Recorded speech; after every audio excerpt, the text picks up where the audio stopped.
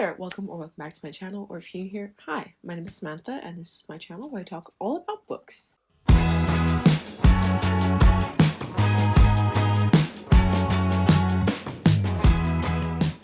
Anyway, today I'm coming to you with my October wrap-up. So I'm going to be talking about all of the books that I read in the month of October. October was a very interesting month. I feel like it went on for ages, but also at the same time, I can't believe that it's November. Also, sorry about this weird light on my face. I'm trying to get out of the way of it and it's just following me. October was like a weirdly long month. I think it's because in the first week of October, I went on holiday and that feels like such a long time ago that it makes me feel like October just went on forever. But yeah, I did actually have a quite successful month in terms of reading. I read 8 books and I had 1 DNF. The ratings were not the best, but they were better than September, so that is a plus. Although my highest rated book was a 4. It's a little bit disappointing that I didn't have any 5 stars, but I feel better about this month in terms of reading, whereas September I feel like was just very disappointing. And I'm really excited about my reading plans for November, so hopefully I have a really good reading month this month. I'm going to do this video in the same format that I did my last wrap up, so if you missed that, I'll just explain what I'm going to do. So I'm going to start off going over my monthly reading statistics, and then I'm going to tell you every single book that I read and what I rated them, and then after I've done that, I'm going to just talk about the ones that I really have a lot of feelings about, because sometimes I feel like I'm trying to find things to say about books and I literally just have no thoughts, you know, no thoughts, head empty.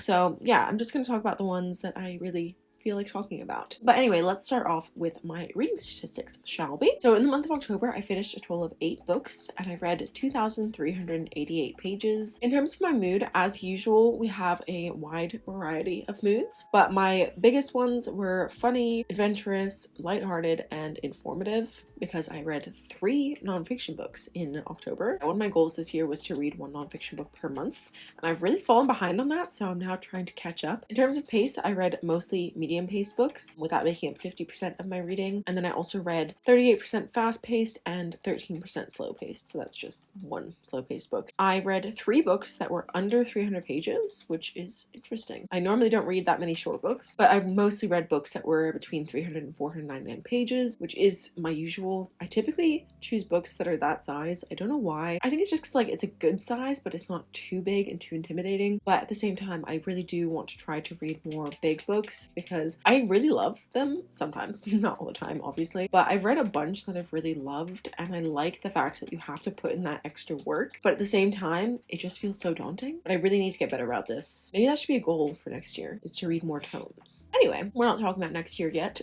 We're not there yet. In terms of my fiction and nonfiction split, I already said I read 3 nonfiction books in the month, and I read 5 fiction books, and then I also DNF'd a 6th book, which was also fiction. In terms of my genre, this includes subgenres, obviously, because I didn't read that many books, but I read mostly romance, science, fantasy, and then also like nature, magical realism, thriller, science fiction, mystery, history, and historical, so a wide variety of genres. For my format, I read 3 digital books and 5 print books. My average rating for the month was 3.38, which is quite low and a bit disappointing, really. However, I just looked this up and my average rating for September was 3.18, so it's definitely better than last month, but still I would love for that to be higher. But yeah, I had 1 2.5, 1 2.75, 1 3-star, 2 3.5, 1 3.75, and 2 4 stars. So, you know, we had more which were like in that upper end. Still not the best month ever. And then finally, as you can see by my pages read, I read every single day in October. I've been really on a mission to keep up my Storygraph streak. There are some days here where it looks like I read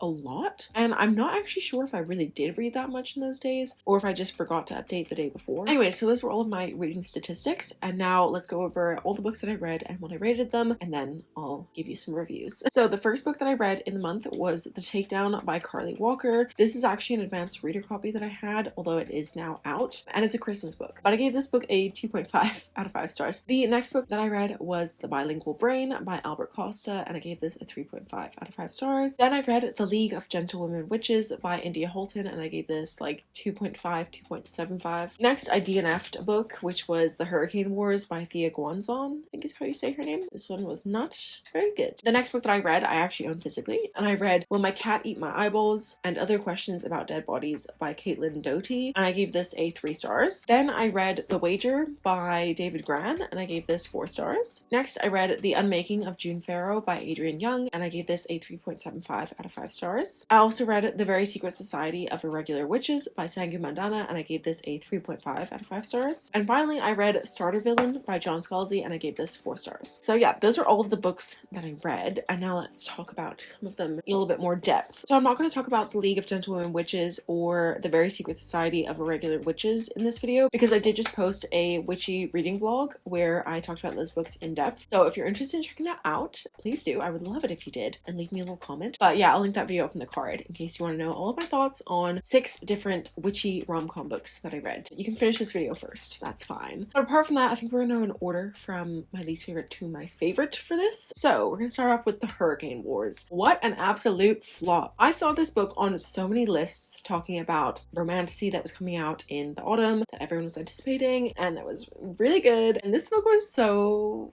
bad. This is basically Raylo fanfic, which I did not realize when I requested it. And it's basically set in this world where there's a war going on, obviously, between like the light and the dark. I don't know how I did not clock that this was like a Star Wars fanfic. When I say that out loud, I'm like, of course it was. And it follows our 2 main characters whose names I cannot remember. And basically they are obviously enemies. But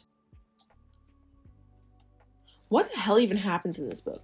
I can't even freaking remember. Taliesin was left on the steps of a Sardovian orphanage as a baby. All she has ever known are the Hurricane Wars, as her people fight for freedom from the tyranny of the Night Emperor Gaheris. But are they her people? Taliesin dreams of one day finding where she comes from, her true place, family, and the source of the light weave magic that flows through her veins like sunlight. Alaric of House Osunast, master of the Shadow-Forged Legion, and Gaheris' only son and heir, has been forged into a weapon by his father. Tasked with obliterating the Sardovian All-Ford Alliance with the strength of his armies and mighty shadow magic, all Alaric can see is their goal: extinguish all threats to the Empire. That is, until he sees Taliesin burning brightly on the battlefield with the magic that killed his grandfather, turned his father into a monster, and ignited the Hurricane Wars. He tries and fails to kill her, his now greatest enemy slipping through his fingers. But a greater threat is coming. Will these mortal enemies be able to come together to confront it, or is everything that has been fought over for so long about to be destroyed? I read 23% of this book, and then I was like, this is not for me. My main issue with this book was the writing style. I found it to be written in a very confusing way. Like, I had to go back and reread passages multiple times to try and make sense of it, and even then I was still confused. But the worst thing for me about the writing was that it was a lot of telling instead of showing. Not only that, but like it just had weird time jumps in it. So for example, there's a bit where Taliesin needs to be trained in her magic, and she's got like 2 weeks of training, and we don't actually get shown any of it. It's just like, oh, I'm gonna start training, and then 2 weeks later, oh, I finished my training. And it's like, well, what was the training? Like, I just didn't really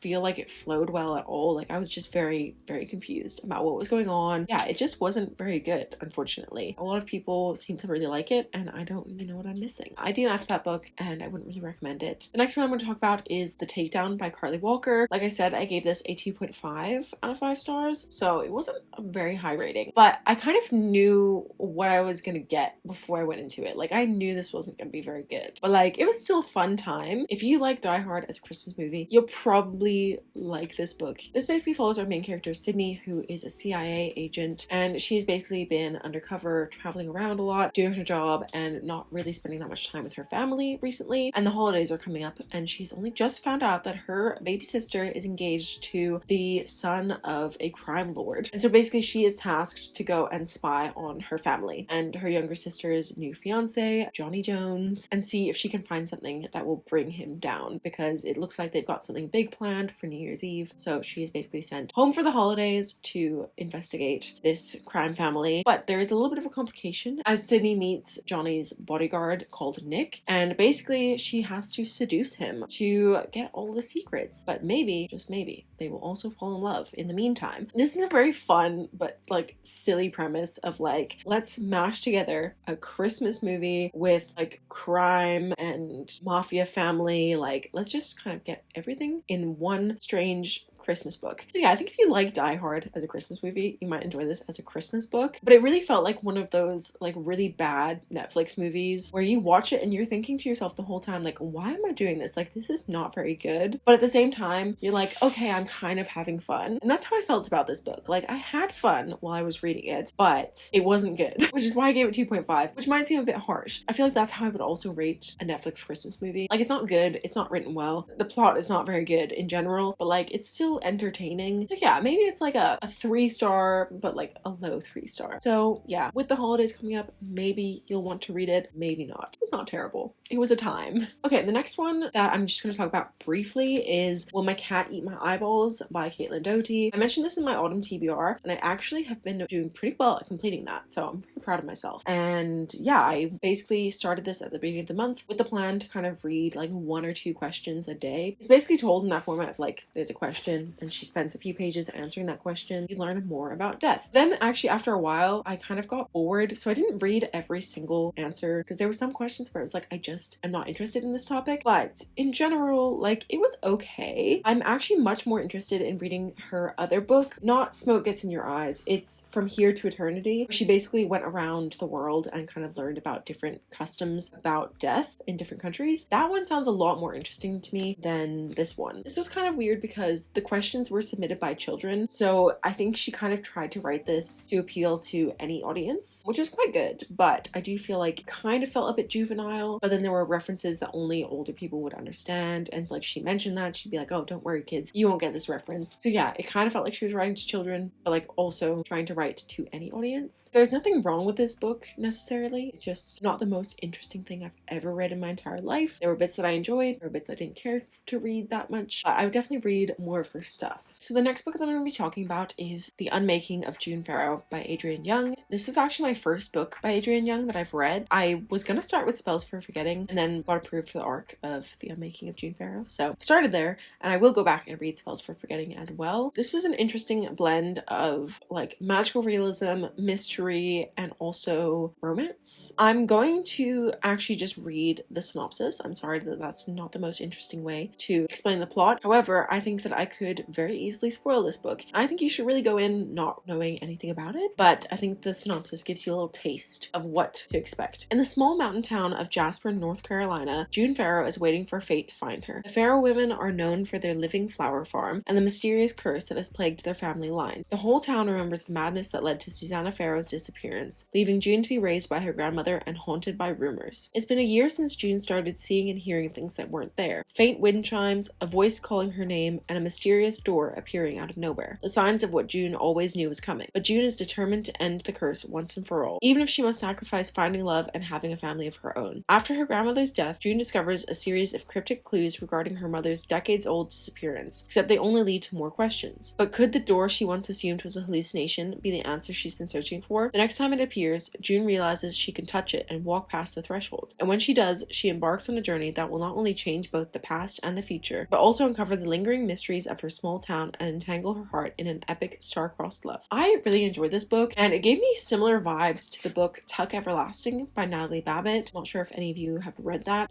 I actually reread that book earlier this year. It kind of reminded me of that. I think in terms of like the writing style, not exactly the subject matter, but definitely the writing style. I don't know, it gave me similar vibes. Maybe if you've read this book and that book, you know what I'm talking about, but otherwise, I don't know if anyone is gonna make that same comparison. But to me, they have a similar vibe. But I really loved the writing of this. I think that her writing style was so beautiful. I'm very excited to read more books by her. She did a really good job of creating atmosphere, and it definitely had like this eerie, sinister feel to it, specifically in the first half, which I really enjoyed. The reason why I didn't give this book a higher rating was because the last like 25% of this book was kind of a letdown. I feel like it wrapped up really neatly and also just very quickly. It was just kind of frustrating because the rest of the book was so good, and then it was like that last quarter where I was like, oh, this could have been better. Overall, it was still a really good read, and I would highly recommend it, but just go in with the anticipation that the ending is going to be a little bit of a letdown, and then maybe you actually won't find it to be a letdown. The ending was not the best, but the rest of it was really enjoyable, and I definitely recommend this. The next book I'm going to talk about is The Wager by David Grann. This is a very interesting nonfiction. This basically tells the story of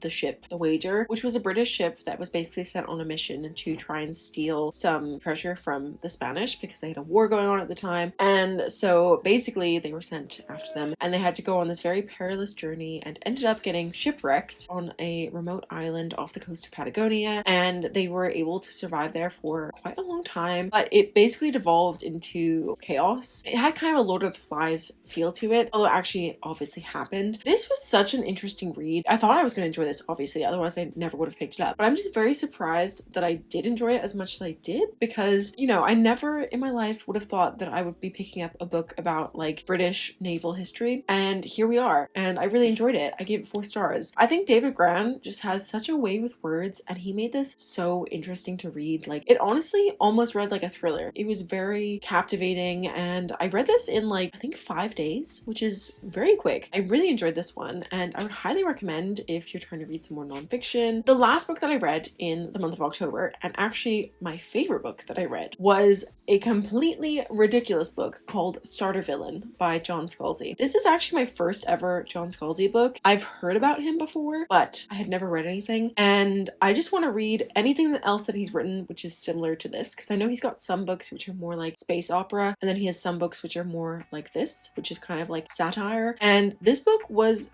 hilarious. I had such a fun time with it. Although, first of all, before I talk about it more, can we just appreciate the US cover, because this is the most amazing cover I've ever seen in my life. I would like to own it just to have this cover. This book is basically following our main character, Charlie. Charlie is in his 30s, and he's kind of going through a bit of a rough time. He got divorced not that long ago. He's running out of money, and he used to be a journalist but got laid off, and so now he's working as a substitute teacher, and he's not really feeling very passionate about it. But we find out at the beginning of the novel that his uncle has recently passed away, and his uncle was actually very, very wealthy, and basically his uncle's assistant approaches him and says, if you come to his funeral and like greet people, then you will get like this amount of money and all this stuff. Like, he just had some requests for Charlie to do, and then he'll kind of be helped out by that. But what it turns into is him finding out that his uncle was actually a villain, and that he has been chosen to take over his uncle's villainous enterprise. And obviously he has no experience with this whatsoever, and so he's just thrown into this crazy world filled with sentient cats and literal volcano layers, and it is just so hilarious and goofy and silly, and I really enjoyed this book. I will say there were some parts of it which I found to be a little bit slow, which is why I didn't give this book a higher rating, but if you're prepared to read a ridiculously silly book, then I would highly recommend this, and I think you'll have a fun time with it,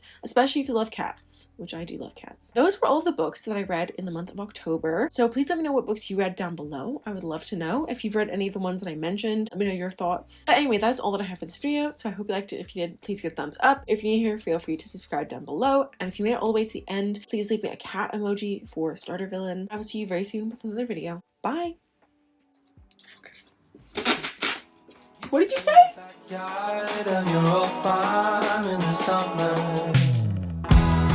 there for 3 weeks where we learned to love each other.